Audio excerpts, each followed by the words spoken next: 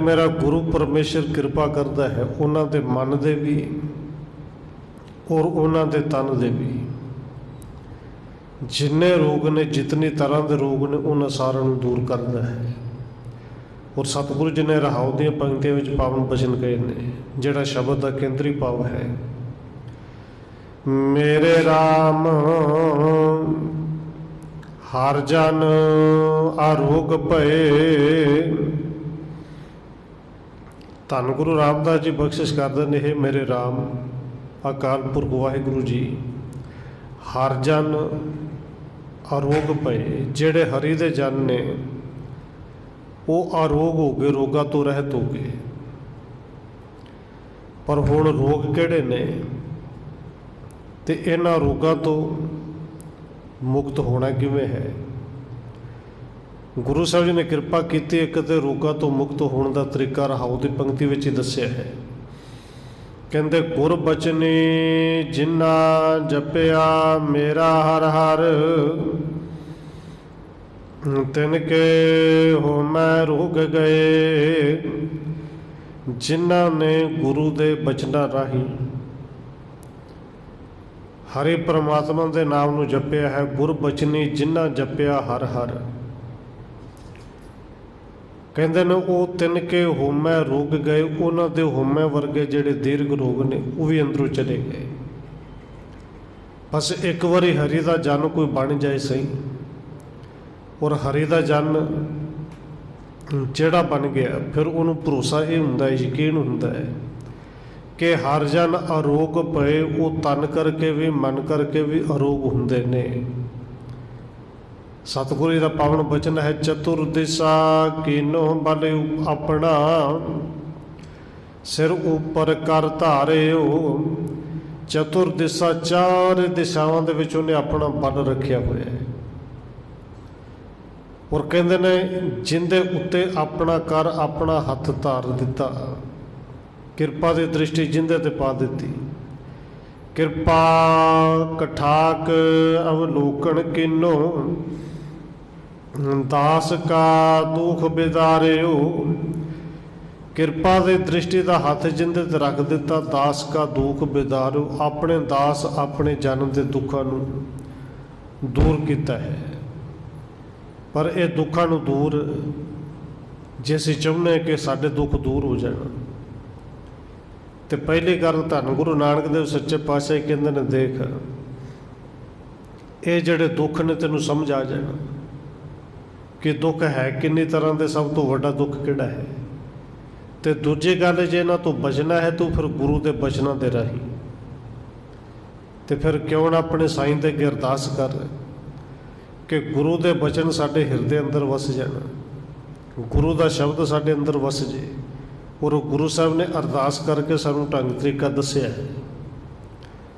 तो अरदास करके ये कह के प्रभ कीजै कृपा निधान, हे कृपा के खजाने अकाल पुरख वाहिगुरू जी साडे ते भी कृपा करो। प्रभ कीजै कृपा निधान, हम हर गुण गावेंगे। जदों तुहाडी कृपा होएगी फिर असीं हरि दे गुण गा सकांगे, क्योंकि हरि दे गुण परमेश्वर का नाम ही है कि जिहड़े सारे रोगों की इक्को ही दवाई है, जिन्हों गुरु साहब जी कहते हैं सर्व रोग का औखद नाम। कृपा करो ये नाम की दात दो, असीं हरि दे गुणां नूं गा सकीए। और भरोसे दे नाल कहंदे ने, हों तुमरी करो नित आस, प्रभ मोहे कब गल लावेंगे। असीं नित तेरी ही आस ते हां कि कदे ते कृपा करोगे, गल दे नाल लाओगे। और बाबा कबीर जी ने इस कृपा लई अरदास बेनती करते हुए सानू समझाया है कि जे गल तू मिलना चाहुंदा तो फिर उच्चा उच्चा कूक, वो कदे दया के घर में आएगा, कदे तो तरस करेगा, तेनू जरूर मिलाएगा। जिथे बाबा कबीर जी कहते हैं, कबीर किसों किसों कूकी है, ना सोईया आसार। रात दिवस के कूकने, कबू के सुने पुकार। रात दिन पुकार, कदे तो सुनेगा। ਹੁਣ ਇੱਥੇ ਅਰਦਾਸ ਬੇਨਤੀ ਹੈ ਕਿ ਸਤਿਗੁਰੂ ਜੀ ਕਿਰਪਾ ਕਰੋ, ਆਪਣੇ ਨਾਲ ਮਿਲਾਓ, ਤੁਹਾਡੇ ਨਾਲ ਮਿਲ ਕੇ ਰੱਬ ਦੇ ਪਰਮੇਸ਼ਰ ਦੇ ਗੁਣਾਂ ਨੂੰ ਗਾ ਸਕੀਏ। ਹੁਣ ਅਰੋਗ ਹੋਣਾ ਕਿਵੇਂ ਹੈ? ਅਰੋਗ ਹੋਣ ਦਾ ਤਰੀਕਾ ਗੁਰੂ ਸਾਹਿਬ ਜੀ ਕਹਿੰਦੇ ਨੇ ਗੁਰੂ ਦੇ ਬਚਨ ਨੇ ਕਿ ਗੁਰ ਬਚਨੇ ਜਿਨ੍ਹਾਂ ਜਪਿਆ ਮੇਰਾ ਹਰ ਹਰ, ਤੇ ਜਿਨ੍ਹਾਂ ਨੇ ਜਪਿਆ ਉਹਨਾਂ ਦੇ ਫਿਰ ਸਾਰੇ ਰੋਗ ਚਲੇ ਗਏ। ਔਰ ਮੇਰਾ ਵੈਦ ਗੁਰੂ ਗੋਬਿੰਦਾ ਹਰ ਹਰ ਨਾਮ ਔਖਦ ਮੁਖ ਦੇਵੈ, ਕਾਟੇ ਜਮ ਕੇ ਬੰਦਾ, ਕੇਵਲ ਤਨ ਜਾਂ ਮਨ ਦੇ ਰੋਗ ਨਹੀਂ, ਉੱਥੇ ਜਮਾਂ ਦੀਆਂ ਫਾਹੀਆਂ ਵੀ ਕੱਟਦਾ ਹੈ। ਔਰ ਦੇਖੋ ਜਿਹੜਾ ਵੈਦ ਸਿਆਣਾ ਹੋਵੇ ਨਾ, ਜਿਹਨੂੰ ਅੱਜ ਕਿਹਾ ਜਾਂਦਾ ਕਿ ਪੜ੍ਹਿਆ ਲਿਖਿਆ ਡਾਕਟਰ, ਇੱਕ ਤਾਂ ਉਹ ਜਿਹਨਾਂ ਝੋਲਾ ਰੱਖਿਆ ਹੁੰਦਾ 5-7 ਵਿੱਚ ਪਾਈਆਂ ਹੁੰਦੀਆਂ ਸ਼ੀਸ਼ੀਆਂ, ਕਿ ਜਿਹੜਾ ਆਏ ਉਹੀ ਦਵਾਈ ਕੱਢ ਕੇ ਸਭ ਨੂੰ ਦੇਈ ਜਾਣੀ।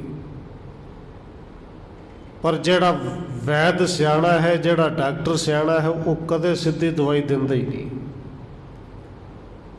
ਕਿ ਜੇ ਲੋੜ ਪਵੇ ਤਾਂ ਪਹਿਲੋਂ ਕੋਈ ਟੈਸਟ ਕਰਾਓ, ਪਤਾ ਤਾਂ ਲੱਗੇ ਬਿਮਾਰੀ ਹੈ ਕੀ। ਕਿਉਂਕਿ ਜਿਹੜਾ ਬੁਖਾਰ ਤਨ ਤੇ ਸਰੀਰ ਤੇ ਆ ਜਾਏ, ਬੁਖਾਰ ਕੋਈ ਬਿਮਾਰੀ ਥੋੜ੍ਹੀ ਹੁੰਦੀ ਹੈ ਜੀ। ਉਹ ਬੁਖਾਰ ਤੇ ਸਰੀਰ ਗਰਮ ਤਾਂ ਹੋਇਆ, ਅੰਦਰ ਕੋਈ ਬਿਮਾਰੀ ਹੈ ਜਿਹਦੇ ਨਾਲ ਇਹ ਬੋਡੀ ਲੜ ਨਹੀਂ ਸਕੀ ਤੇ ਗਰਮ ਹੋ ਗਈ। ਹੁਣ ਇਹ ਬੁਖਾਰ ਚੜ੍ਹਿਆ ਕਿਉਂ ਹੈ? ਜਾਂਚ ਤੇ ਸਿੱਧੀ ਹੋਣੀ ਹੈ।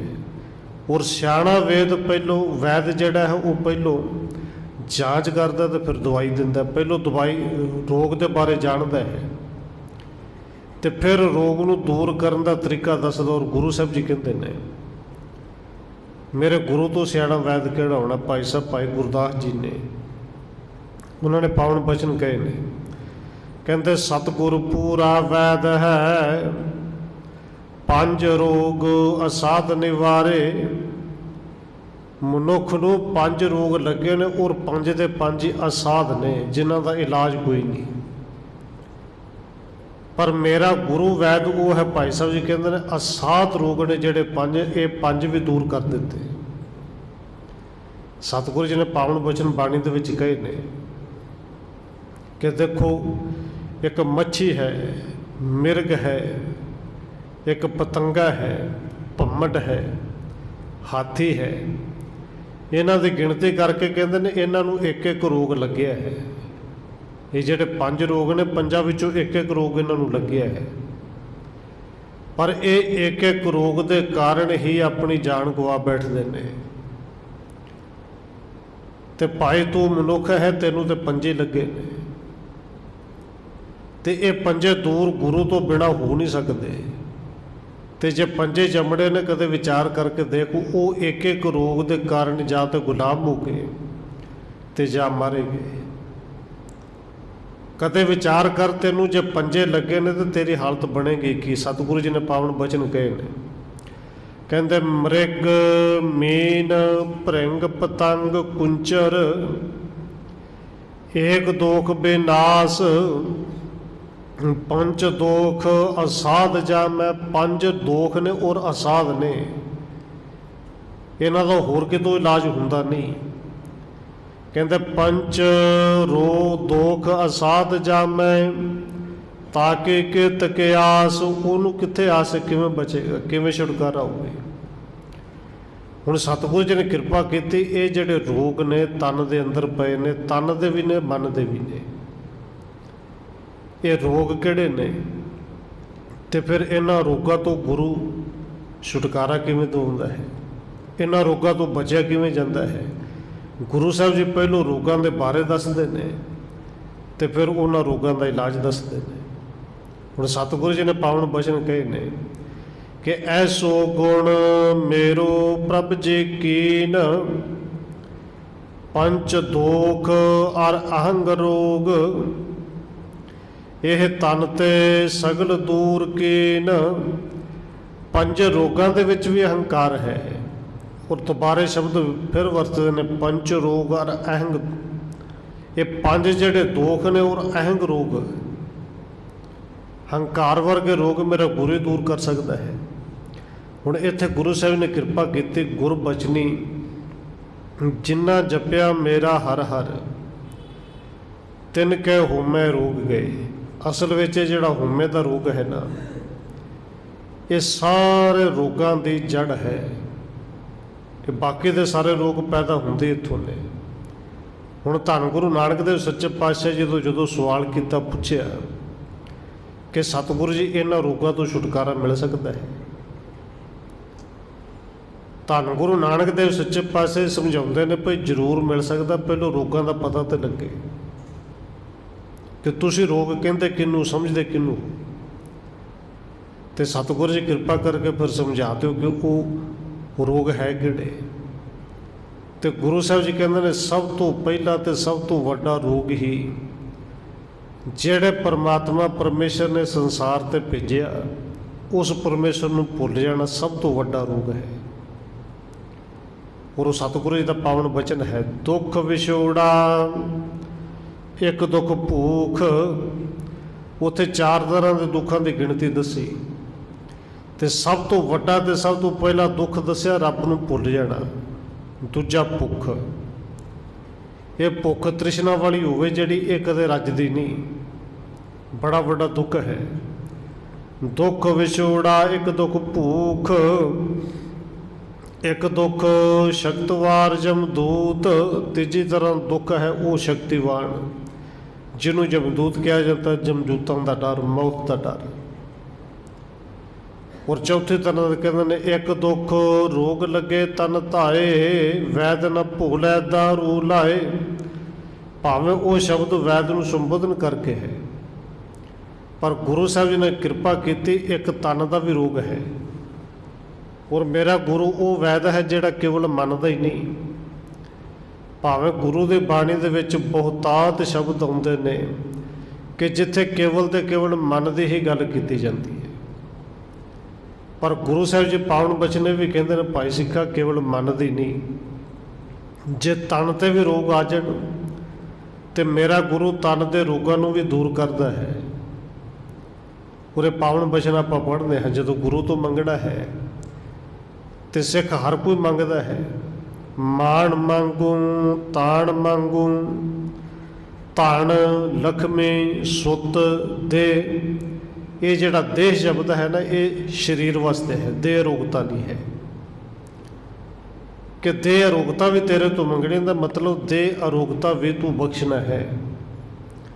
ਹੁਣ ਸਤਿਗੁਰੂ ਧੰਨ ਗੁਰੂ ਨਾਨਕ ਦੇਵ ਸੱਚੇ ਪਾਤਸ਼ਾਹ ਨੇ ਪਾਵਨ ਬਚਨ ਕਹੇ, 2 ਸ਼ਲੋਕ ਨੇ। ਇੱਕ ਦੇ ਵਿੱਚ ਗੁਰੂ ਸਾਹਿਬ ਜੀ ਦੁੱਖਾਂ ਦਾ ਜ਼ਿਕਰ ਕਰਦੇ ਨੇ ਕਿ ਦੁੱਖ ਕਿਹੜੇ ਨੇ, ਆਉਂਦੇ ਕਿਉਂ ਨੇ। ਦੂਜੇ ਸ਼ਲੋਕ ਵਿੱਚ ਉਹਨਾਂ ਦੁੱਖਾਂ ਨੂੰ ਦੂਰ ਕਰਨ ਦਾ ਢੰਗ ਤਰੀਕਾ ਦੱਸਦੇ ਨੇ, ਕਿਉਂਕਿ ਵੈਦ ਤੇ ਉਹੀ ਹੈ ਨਾ। ਪਹਿਲੋਂ ਦੁੱਖਾਂ ਦਾ ਕਾਰਨ ਦੱਸੇ, ਦੁੱਖ ਕਿਉਂ ਆਏ ਤੇ ਫਿਰ ਉਹ ਦੁੱਖ ਦੂਰ ਕਿਵੇਂ ਹੋਣਗੇ, ਉਹਦਾ ਢੰਗ ਤਰੀਕਾ ਤੋਂ ਦੀ ਦਵਾਈ ਦੇਵੇ। ਹੁਣ ਸਤਿਗੁਰੂ ਜੀ ਨੇ ਕਿਰਪਾ ਕੀਤੀ, ਇਹ ਜਿਹੜੇ ਦੁੱਖ ਨੇ ਸਰੀਰਕ ਰੋਗ ਨੇ ਚਾਹੇ ਮਾਨਸਿਕ ਰੋਗ ਨੇ, ਹੈ ਇਹ ਜ਼ਹਿਰ ਦੀ ਤਰ੍ਹਾਂ। ਸੰਖਿਆ ਸ਼ਬਦ ਵਰਤੇ, ਸੰਖੀਏ ਦੀ ਤਰ੍ਹਾਂ। ਪਰ ਜ਼ਹਿਰ ਜੇ ਕੋਈ ਸਿੱਧਾ ਜ਼ਹਿਰ ਖਾਵੇ ਤੇ ਜ਼ਹਿਰ ਹਰ ਕਿਸੇ ਨੂੰ ਮਾਰ ਕੇ ਖਤਮ ਕਰੇਗਾ। ਔਰ ਗੁਰੂ ਸਾਹਿਬ ਜੀ ਕਹਿੰਦੇ ਨੇ ਇਹ ਜਿਹੜੇ ਰੋਗ ਨੇ, ਦੁੱਖ ਨੇ, ਹੈ ਜ਼ਹਿਰ, ਪਰ ਇਹ ਜ਼ਹਿਰ ਜਿਹੜੇ ਨੇ ਦਵਾਈ ਬਣ ਸਕਦੀ ਹੈ, ਜਿਹਨੂੰ ਗੁਰੂ ਸਾਹਿਬ ਜੀ ਨੇ ਪਾਵਨ ਬਚਨ ਕਹੇ ਨੇ ਕਿ ਦੁੱਖ ਦਾਰੂ ਸੁਖ ਰੋਗ ਪਿਆ। ਦੁੱਖ ਹੈ ਜ਼ਹਿਰ, ਪਰ ਇਹ ਦੁੱਖ ਦਾਰੂ ਬਣ ਜਾਂਦਾ ਹੈ ਜਦੋਂ ਪੂਰਾ ਗੁਰੂ ਮਿਲ ਜਾਏ। ਉੱਥੇ ਸਤਿਗੁਰੂ ਜੀ ਨੇ ਉਦਾਹਰਣ ਦੇ ਕੇ ਸਮਝਾਇਆ, ਕਹਿੰਦੇ ਦੁੱਖ ਮਹੁਰਾ ਮਾਰਨ ਹਰ ਨਾਮ। ਮਾਰਨ ਦਾ ਅਰਥ ਹੁੰਦਾ, ਮਾਰਨ ਦਾ ਅੱਖਰੀ ਅਰਥ ਵੈਸੇ ਮਸਾਲਾ ਹੈ। ਔਰ ਇਹ ਵੈਦ ਜਿਹੜੇ ਨੇ ਆਮ ਗੱਲ ਇਹ ਵਰਤੀ ਜਾਂਦੀ ਹੈ ਬੋਲਚਾਲ 'ਚ ਵੀ, ਕਿ ਦਵਾਈ ਤਿਆਰ ਕਰਨੀ ਹੈ, ਉਸ ਦਵਾਈ ਦੇ ਅੰਦਰੋਂ ਪਹਿਲੋਂ ਜਿਹੜਾ ਹੁੰਦਾ ਜ਼ਹਿਰ ਹੈ ਉਹਨੂੰ ਮਾਰ ਲਿਆ ਜਾਂਦਾ ਹੈ। ਇੱਥੋਂ ਤੱਕ ਕਿ ਸੱਪਾਂ ਦੇ ਜ਼ਹਿਰ ਦੀ ਵੀ ਦਵਾਈ ਬਣਦੀ ਹੈ। ਹੁਣ ਸੱਪ ਦਾ ਜ਼ਹਿਰ ਕੋਈ ਸਿੱਧਾ ਖਾਵੇ, ਮਾੜਾ ਜਿਹਾ ਚੱਖੇ ਤੇ ਨਾਲ ਦੀ ਨਾਲ ਕਹਾਣੀ ਖਤਮ ਹੋ ਜਾਂਦੀ ਹੈ। ਪਰ ਉਸੇ ਜ਼ਹਿਰ ਨੂੰ ਮਾਰ ਕੇ ਮਸਾਲੇ ਪਾ ਕੇ ਜਦੋਂ ਦਵਾਈ ਤਿਆਰ ਕੀਤੀ ਜਾਂਦੀ, ਫਿਰ ਉਹ ਦੁੱਖਾਂ ਦਾ ਇਲਾਜ ਕਰਦੀ ਹੈ। ਹੁਣ ਗੁਰੂ ਸਾਹਿਬ ਜੀ ਕਹਿੰਦੇ ਨੇ ਦੁੱਖ ਮਹੁਰਾ, ਇਹ ਦੁੱਖ ਹੈ ਜ਼ਹਿਰ, मोहरा है पर ये दारू बन सकता है। फिर इनू मारीए किवें जी? मारन हर नाम, हरे परमेश्वर के नाम का मसाला पा के इन्हां दुखों नू मार। दुख मोहरा मारन हर नाम, सिला संतोख पीसण हथ दान। और देखो वैद करते होंदे सन सिला पत्थर, पत्थर दे उत्ते किसी जड़ी नू बूटी नू रगड़ना और उन्होंने मारन दे लई फिर कई कई दिन रगड़ते सन कि धुप लगेगी फिर रगड़ना फिर रगड़ना, कई कई दिन उन्होंने रगड़ते रहना। तो वो जहर फिर मारिया जाता सी, मार के उनकी दवाई बनाते सन। हुण इत्थे असीं जिहड़ी सिला है, जिहड़ा पत्थर है जिंदे उत्ते रख के इन्हां दुखां नूं रगड़ना है, इनू दवाई बनाना है, वो पत्थर किहड़ा होवे जी? गुरु साहब जी कहते हैं सिला संतोख। संतोख इन्ना कु होवे कि जिवें पत्थर नूं कोई फर्क नहीं पैंदा, कोई उनके उत्ते रगड़ी जाए, कोई उन्हें कुट्टी जाए, मारी जाए, उन्होंने कोई धुप च रख दे, छां च रख दे। बस संतोख अंदर इन्ना कु होवे, कोई माड़ा कह जे, चंगा कह जे, कोई मान दे जे, कोई अपमान कर जे, बस अंदर हिले ना। अंदर संतोख नूं धारण कर, वो एक सिला की तरह रख, पत्थर की तरह। तो फिर कहते ने पीसण हथ दान, सिला के उत्ते कुछ रख के पीसिया जाता है। वो पीना की है? हथी दान करना। वो अंदर दे मन नूं, अंदर दे विचार नूं, अपने अंदर दे करने नूं इवें दा बना के हथों देकर भला बनावा है, दान दी बिरती बना। हुण इस मोहरे नूं मारना किवें? गुरु साहब जी कहंदे ने दुख मोहरा मारन हर नाम, सिला संतोख पीसण हथ दान। नित नित लीजै ना सीजै देह, ते ये दवाई बना के रख नहीं छड़नी। जे संतोख नूं सिला बनाया है, पीसण नूं दान करने वाली बिरते बनाया है, इनू पे रखना नहीं, ये दवाई नूं रोज़ खाना है। कहते नित नित लीजै ना सीजै, ते डॉक्टर दसदे ना 3 दिन खानी, 5 दिन खानी, 10 दिन खानी। पर गुरु साहब जी कहते हैं जदों तक सवास ने उदों तक खानी, तो रोज़ ही खानी, हर वेले खानी है। नित नित लीजै न सीजै देह, अंत काल जब मारे ठेह। कहते इस दवाई नूं नित लएगा तो अंत वेले जम भी नेड़े नहीं आउणगे। और गुरु साहब जी कहते हैं ऐसा दारू खाहे गवार, जित खादे तेरे जाहे बेकार। ऐ मूर्ख गवार मना, जे दारू खाना है, दवाई खानी तो फिर इवें दी खा। किवें दी जी? कहते जित खादे तेरे जाहे विकार, कि जिन्हों खाण दे नाल तेरे अंदर दे विकार ही चले जाण। और ये अंदर दे विकार ही ने जिहड़े बहुते रोगां नूं जन्म दिंदे ने। विचार ही ने ना जी। आ हुण आम ही चौथा पंजवां बंदा जे डॉक्टरां तो सुनिए तो कहते डिप्रैशन में है जी। उन्हें कोई बीमारी थोड़ी है। विचारा करके ना टेंशन इन्नी लई जानी जिथे नहीं लोड़ उत्थे भी सोची जाना। नहीं गुरु साहब जी कहते हैं जे इन्हां रोगों तो छुटकारा चाहिए फिर ये नाम का दारू जिहड़ा है इनू रोज़ लेना है, रोज़ खाना है। और गुरु साहब ने कृपा की कि मेरे राम हर जन अरोग भए, जेड़े हरि दे जन बन गए वो अरोग हो गए, उन्होंने रोगों तो मुक्ति मिल गई। हुण सतगुरु जी ने कृपा की, रोगों तो मुक्ति जपण वाले नूं मिलदी। तो ये आम कहा जाता है कि गुरु ते अंदर दे रोगों नूं दूर करता है, काम क्रोध लोभ मोह हंकार नूं दूर करता है। पर भगत भीखन जी ने एक पावन वचन किया है कि जे नहीं समझ लगी तो कहते देखो गुरु परमेश्वर जे तुसी इक्को करके जानते हो ना, फिर वो कल्ले मन का नहीं तन के रोगों का भी इलाज करता है। बस एक तो भरोसा होवे। और उत्ते पावन बचन कहे ने जिथे भेखां जी कहते ने माथे पीर शरीर जलन है करक करे जे माही। ये तन के रोग ने ना जी, मत्थे च पीड़ है। हुण मत्थे ते पीड़ तन का रोग है, शरीर जलन है, शरीर दे विच जलन है। और देखो बहुत सारे ऐसे मिलते हैं किते किते कि ਜਿਹੜੇ ਸਿਆਲ ਦੇ ਵਿੱਚ भी गर्म कपड़े पा ही नहीं सकते, भारे कपड़े पा ही नहीं सकते। ਸਾਡੇ ਕੁਰਸ਼ੇਤਰ 'ਚ ਹੁੰਦਾ ਸੀ ਇੱਕ ਸਿੰਘ ਬਜ਼ੁਰਗ ਸੀ। ਅਸੀਂ ਛੋਟੇ ਛੋਟੇ ਸਾਂ, ਸਾਨੂੰ ਲੱਗਦਾ ਸੀ ਕਿ ਬੜੀ ਕਮਾਈ ਵਾਲਾ ਹੈ। ਪਾਠੀ ਸਿੰਘ ਸੀ, ਨਾਮ ਵੀ ਬੜਾ ਸੀ, ਪਾਠ ਵੀ ਸ਼ੁੱਧ ਸੀ। ਉਹ ਪੈਰਾਂ ਦੇ ਵਿੱਚ ਜੋੜਾ ਵੀ ਨਹੀਂ ਸੀ ਪਾਉਂਦਾ, ਤੇ ਚਾਹੇ ਪੋਹ ਹੋਵੇ ਚਾਹੇ ਮੀਂਹ ਹੋਵੇ ਹਨੇਰੀ ਹੋਵੇ, ਉਹਨੇ ਬਿਲਕੁਲ ਪਤਲਾ ਜਿਹਾ ਕੱਪੜਾ ਜਿਹੜਾ ਗਰਮੀਆਂ 'ਚ ਪਾਈਦਾ ਹੈ ਇੱਕੋ ਹੀ ਪਾ ਕੇ ਰੱਖਣਾ। ਕੋਈ ਉੱਤੇ ਚਾਦਰ ਨਹੀਂ ਲੈਣੀ, ਕੋਈ ਕੋਟੀ ਨਹੀਂ ਪਾਉਣੀ। ਔਰ ਵੇਖਣ ਵਾਲੇ ਨੂੰ ਸਾਰੇ ਨੂੰ ਲੱਗਦਾ ਕਿ ਸ਼ਾਇਦ ਇਹ ਨਾਮ ਦੀ ਬਰਕਤ ਹੈ। ਪਰ ਇਹ ਤੇ ਜਦੋਂ ਸਮਝ ਆਈ ਕਿ ਅਸਲ ਵਿੱਚ ਇਹ ਬਰਕਤ ਨਹੀਂ, ਇਹ ਇੱਕ ਰੋਗ ਹੈ। ਇਹ ਸਰੀਰ ਸੜਦਾ ਹੈ। ਮਾੜਾ ਜਿਹਾ ਕੱਪੜਾ ਭਾੜਾ ਪਾ ਲਵੇ ਉਸ ਵੇਲੇ ਕਹੇਗਾ ਕਿ ਜਲਨ ਹੁੰਦੀ ਹੈ। ਇਹ ਸਰੀਰ ਦੇ ਰੋਗ ਨੇ। ਉੱਥੇ ਬਾਬਾ ਜੀ ਨੇ ਬਚਨ ਕਹੇ ਭੇਖਣ ਜੀ ਨੇ, ਕਹਿੰਦੇ ਮਾਥੇ ਪੀਰ ਸਰੀਰ ਜਲਨ ਹੈ ਕਰਕ ਕਰੇ ਜੇ ਮਾਹੀ। ਐਸੇ ਬੇਦਨ ਉਪਜ ਪਰੀ ਭਈ ਵਾਕਾ ਔਖਦ ਨਾਹੀ। ਇਵੇਂ ਦੀਆਂ ਬਿਮਾਰੀਆਂ ਲੱਗੀਆਂ ਨੇ ਕਿ ਜਿਨ੍ਹਾਂ ਦਾ ਇਲਾਜ ਹੀ ਕੋਈ ਨਹੀਂ। ਔਰ ਇਹ ਹਕੀਕਤ ਹੈ ਜਿਨ੍ਹਾਂ ਦਾ ਇਲਾਜ ਕਿਤੋਂ ਨਾ ਹੋਵੇ। ਧੰਨ ਗੁਰੂ ਰਾਮਦਾਸ ਜੀ ਦੇ ਅੱਜ ਪਾਵਨ ਬਚਨ ਨੇ ਨਾ। ਔਰ ਇਹ ਬੇਨਤੀ ਪਹਿਲੋਂ ਵੀ ਇੱਕ ਦੋ ਵਾਰੀ ਕੀਤੀ ਹੈ। ਇੱਕ ਤਾਂ ਗੱਲ ਉਹ ਹੈ ਜਿਹੜੀ ਕਿਤੋਂ ਸੁਣੀ ਸੁਣਾਈ, ਕਿਤੋਂ ਪੜ੍ਹੀ ਪੜ੍ਹਾਈ ਕਹਿ ਦੇਣੀ, ਪਰ ਇੱਕ ਜਿਹੜੀ ਪ੍ਰਤੱਖ ਸਾਹਮਣੇ ਹੋਵੇ। ਆ ਥੱਲੇ ਮੋਚੀ ਵੀਰ ਬੈਠਾ ਪਾਲਿਸ਼ ਕਰ ਰਿਹਾ, ਸੇਵਾ ਕਰਦਾ ਹੈ, ਇਹਨੂੰ ਪੁੱਛ ਕੇ ਦੇਖ ਲਿਓ। ਇਹਨੂੰ ਕੋਈ ਪਤਾ ਨਹੀਂ ਸੀ ਕਿ ਸਿੱਖੀ ਕੀ ਹੈ, ਇਹਨੂੰ ਕੋਈ ਪਤਾ ਨਹੀਂ ਸੀ ਗੁਰੂ ਘਰ ਕੀ ਹੈ। ਸੈਕਟਰ ਸੇ ਪੰਚਕੂਲੇ ਬੀਬੀ ਇੱਥੇ ਆਉਂਦੀ ਹੈ, ਡਾਕਟਰ ਬੀਬੀ। ਇਹ ਇਲਾਜ ਕਰਾਉਣ ਵਾਸਤੇ ਆਪਣੀ ਧੀ ਲਈ ਉੱਥੇ ਜਾਂਦਾ ਸੀ, ਉੱਥੋਂ PGI ਭੇਜ ਦਿੱਤਾ।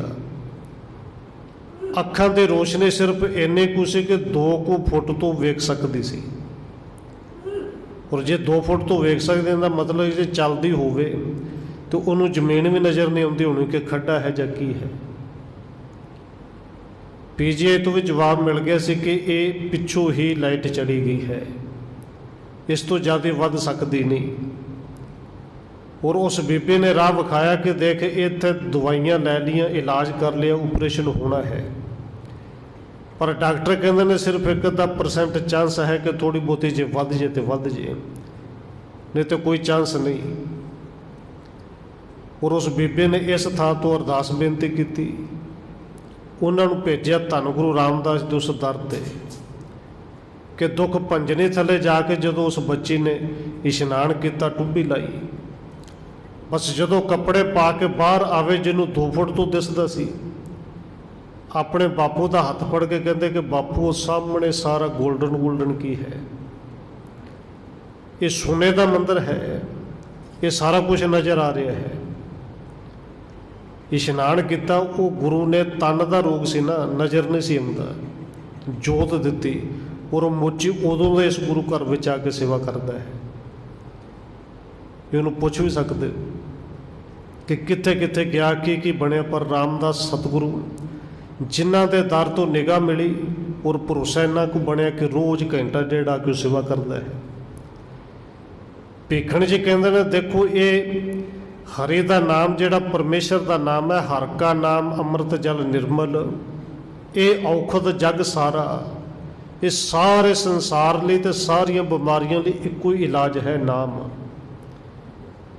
ਔਰ ਭਗਤ ਜੀ ਕਹਿੰਦੇ ਨੇ ਗੁਰ ਪ੍ਰਸਾਦ ਕਹੇ ਜਨ ਭੀਖਣ ਪਾਵੇ ਮੋਖ ਦੁਆਰਾ। ਕੇਵਲ ਤਨ ਦਾ ਇਲਾਜ ਨਹੀਂ, ਜਿਨ੍ਹਾਂ ਦੇ ਅੰਦਰ ਇਹ ਨਾਮ ਅੰਮ੍ਰਿਤ ਵਸ ਗਿਆ ਉਹ ਪਾਵੇ ਮੋਖ ਦੁਆਰਾ, ਮੁਕਤੀ ਦੇ ਦਰਵਾਜ਼ੇ ਵੀ ਖੁੱਲ੍ਹ ਜਾਂਦੇ ਨੇ।